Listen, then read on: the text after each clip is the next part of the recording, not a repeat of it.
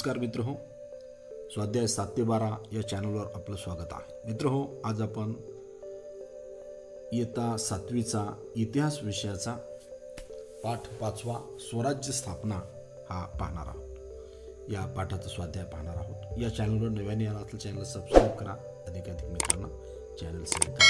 पाहू आपण या पाठाचा स्वाध्याय. प्रश्न पहिला आहे, गटात न बसणारा शब्द शोधा. नंबर 1, पुणे, सुपे, चाकण, बंगरूळ. यामध्ये गटात न बसणारा शब्द आहे बंगरूळ. नंबर 2, फलटणचे जाधव, जावळीचे मोरे, मुधोळचे घोरपडे आणि सावंतवाडीचे सावंत. या गटात न बसणारा शब्द आहे फलटणचे जाधव. त्यानंतर तिसरा प्रश्न आहे, तोरणा, मुरुमदेव, सिंहगड आणि सिंधुदुर्ग. यात गटात न बसणारा शब्द सिंधुदुर्ग हा आहे. त्यानंतरचा प्रश्न पाहू आपण. त्यानंतरचा प्रश्न आहे, चला लिहिते होऊया. प्रश्न दुसरा, लिहिते होऊया. पहिला प्रश्न आहे, शिवाजी महाराजांवर वीर माता जिजाबाईंनी केलेले विविध संस्कार लिहा. उत्तर, शिवाजी महाराजांवर वीर माता राष्ट्रमाता जिजाबाईंनी पुढील संस्कार केले.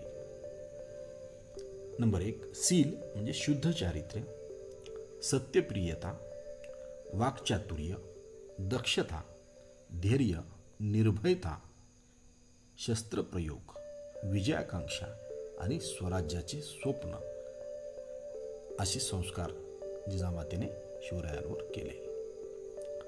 त्यानंतरचा प्रश्न आहे प्रश्न क्रमांक 2, शिवाजी महाराजांनी स्वराज्य स्थापनेची सुरुवात मावळ भागातून केली. उत्तर, पुणे जिल्ह्याच्या पश्चिम व नैऋत्य दिशेचा प्रदेश मावळ भाग म्हणून ओळखला जातो किंवा मावळ भागात येत असे. नंबर 2, हा प्रदेश डोंगराळ आणि दऱ्याखोऱ्याचा असल्यामुळे दुर्गम होता. नंबर 3, या भौगोलिक परिस्थितीचा फायदा घेऊन शिवाजी महाराजांनी स्वराज्य स्थापनेची सुरुवात मावळ भागातून केली. त्यानंतरचा प्रश्न आहे प्रश्न क्रमांक 3, शिवाजी महाराजांचे सवंगडी व सहकारी यांची यादी करा. उत्तर, नंबर 1, येसाजी कंक. नंबर 2, बाजी पासलकर. नंबर 3, बापूजी मुदगल. नंबर 4, नरेकर देशपांडे बंधू. नंबर 5, कावजी कोंढाळकर. नंबर 6, जीवा महाला. नंबर 7, तानाजी मानुसरे. नंबर 8, कान्होजी जेधे. आणि नंबर 9, बाजीप्रभू देशपांडे. आणि नंबर 10, दादाजी नरसप्रभू देशपांडे. त्यानंतरचा प्रश्न पाहू. प्रश्न क्रमांक 4, शोधा आणि लिहा. यामध्ये पहिला प्रश्न आहे, शहाजी राजांना स्वराज्य संकल्पक का म्हणतात? उत्तर, शहाजी राजे स्वतः श्रेष्ठ राजनीतिज्ञ आणि पराक्रमी होते. नंबर 2, दक्षिणेकडील मोठा प्रदेश जिंकल्यामुळे त्यांचा मोठा दरारा होता. नंबर 3, परकीय लोकांची सत्ता उलटून स्वराज्य स्थापन करावे ही त्यांची तीव्र इच्छा होती. नंबर 4, त्यासाठी शिवरायांना राजा बनवण्यासाठी त्यांनी उत्तम शिक्षण देण्याची व्यवस्था केली होती.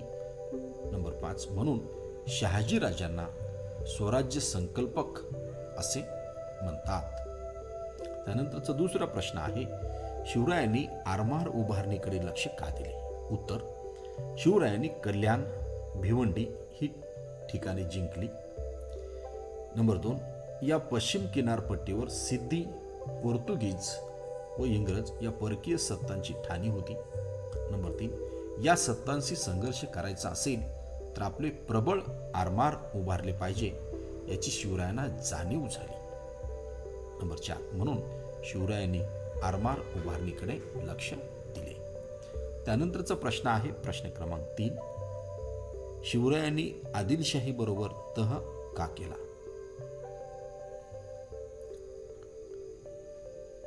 उत्तर, शिवाजी महाराजांचा बंदोबस्त करण्यासाठी आदिलशहाने पाठविलेल्या सिद्दी जोहरने पन्हाळगडाला वेढा घातला होता.